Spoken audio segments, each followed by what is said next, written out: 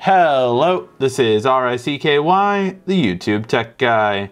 Hey guys, so today we are doing a side-by-side benchmark comparison between the iPhone XS versus the Galaxy Note 9 and the OnePlus 6. Now, both of these two devices are the 8GB of RAM variants for each of them. Now, the iPhone XS Max has two big things in its favor this year, and that is 4GB of RAM, as well as easily having the best processor currently on the market. This is a 7nm processor. So overall, when we take a look at these, that is one of the biggest things that the iPhone has going for it. Now, although Apple has beaten Android handily in the processor department for a while, they've never really been able to beat them in both graphics and overall benchmark tests. So let's go ahead and see if this year Apple can overcome them. So we are going to start off with the one that always has gone in the favor of iPhones, and that is the Geekbench one. The Geekbench one is going to show us our most recent benchmark for the CPU. So that's going to be where the big part lies for it, and that is just that the fact that we have an overall test score 477 on single core versus 240s on these sides, and then for the multi-core you have 11254 versus 9079 and 8850. So overall, as usual, we expect the iPhone to always take it when it comes to CPU benchmark testing. It really always has, and it definitely only increases its lead this year with this kind of performance. So now let's go to the next one, which is the graphics test.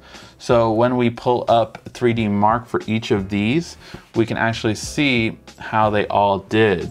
So overall, this is where Android typically always shines in comparison to Apple, which is that Apple just doesn't have as many things, such as both having OpenGL and Vulkan, to be able to kind of really be able to grasp everything when it comes to graphics performance. And it shows in the results. You're getting 3578 on its better one, and these two both got over 4,000. The OnePlus getting 4,700 at its best, with the Note 9 getting 4,650 at its best. Just so we can compare what else is out there, 4,700 actually did outclass the top current one across all of Android and most other mobile devices.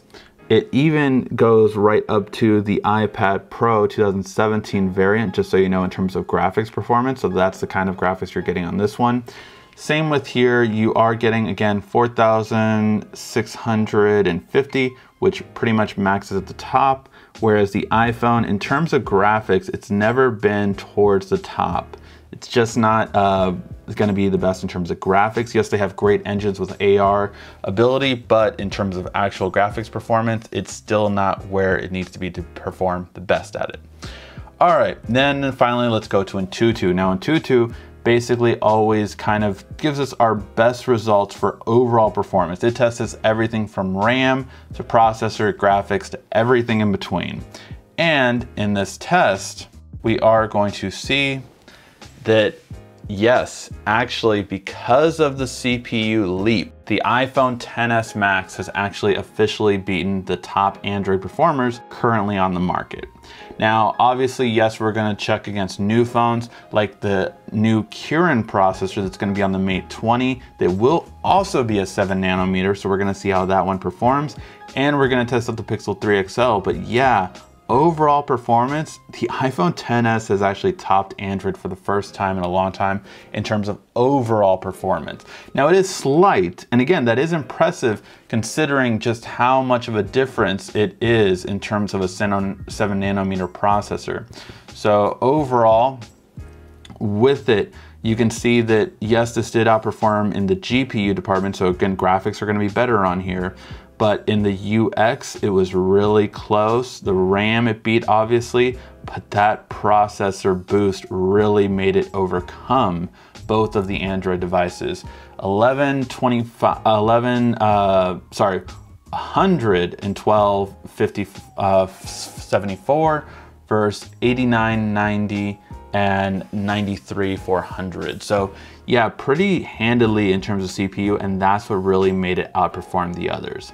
Let me know what you guys think about these results and which other phone should we benchmark compared to the iPhone XS when they come out, besides the Pixel 3 XL, as well as besides the Mate 20 Pro. Thank you as always for watching. This has been RICKY, the YouTube Tech Guy.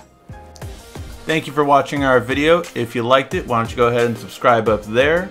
Make sure you follow us on social media right here. And of course, check out our latest video up there. And right down here, you're going to find the perfect video for you. Or at least that's what YouTube tells me. Thanks again.